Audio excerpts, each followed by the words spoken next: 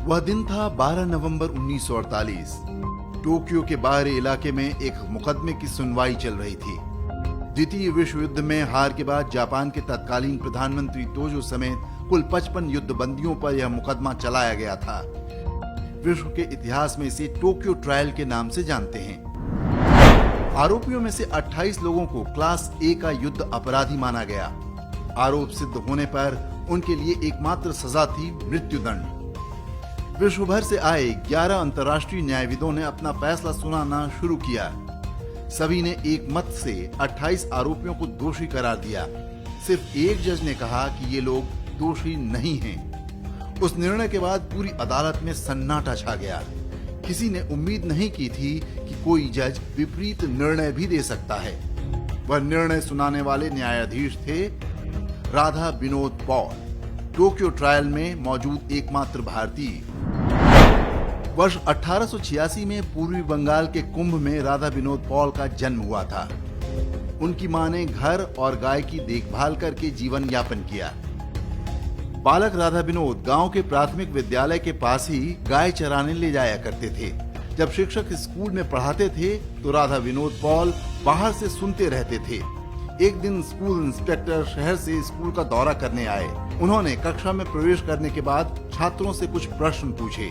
सब बच्चे चुप थे। राधा विनोद पॉल ने कक्षा की खिड़की के बाहर से आवाज दी, मुझे आपके सभी प्रश्नों के उत्तर पता हैं। और उसने एक एक करके सभी सवालों के जवाब दे दिए। हर कोई यह जानकर हैरान रह गया कि खिड़की के बाहर से झांकने वाला एक बच्चा इतना प्रतिभाशाली था। इसके बाद राधा विनोद पॉल को स्कूल में एडमिशन मिल गया और वो बाकी बच्चों के साथ बैठकर पढ़ने लगे। राधा विनोद पॉल ने स्कूल की पढ़ाई सबसे अधिक अंकों से पास की। इसके बाद वे कलकत्ता के प्रेसिडेंसी कॉलेज में चले गए। यहाँ गणित की पढ़ाई के बाद उन्होंने कोलकाता विश्वविद्यालय से कानून की पढ़ाई की। टोक्यो ट्रायल में राधा विनोद पॉल ने जो निर्णय सुनाया उसकी मिसाल आज भी पूरे विश्व में दी जाती है।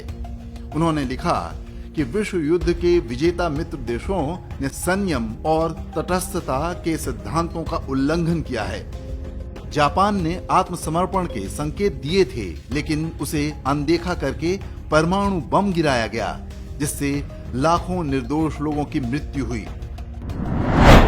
राधा विनोद पॉल द्वारा लिखे गए 1232 पृष्ठ के निर्णय का परिणाम हुआ कि कई अभियुक्तों को छोड़ने के लिए मजबूर होना पड़ा। जापान में आज भी राधा विनोद पॉल का बहुत सम्मान किया जाता है। वर्ष 1966 में सम्राट हिरोहितो ने उन्हें जापान का सर्वोच्च नागरिक सम्मान भी दिया। टोक्यो और क्योटो शहरों में 2 व्यस्त सड़कें उनके नाम पर हैं। जापान के विश्वविद्यालय पाठ्यक्रम में राधा विनोद पॉल के निर्णय को प्रमुखता से पढ़ाया जाता है। टोक्यो की सुप्रीम कोर्ट के सामने उनकी प्रतिमा लगाई गई है। वर्ष 2007 में भारत दौरे पर आए तत्कालीन जापानी प्रधानमंत्री शिंजो आबे ने दिल्ली में उनके परिवार के सदस्यों से मुलाकात भी की थी।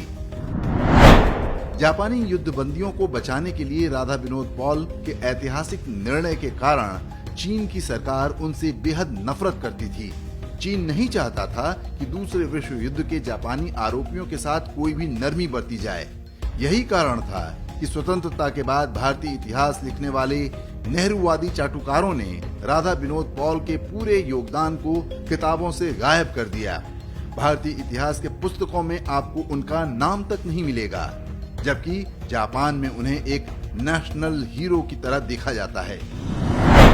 जापान में चले उस मुकदमे पर वर्ष 2016 में एक टेलीविजन सीरीज भी बनाई गई थी, जिसमें राधा विनोद पॉल की भूमिका इरफान खान ने निभाई थी।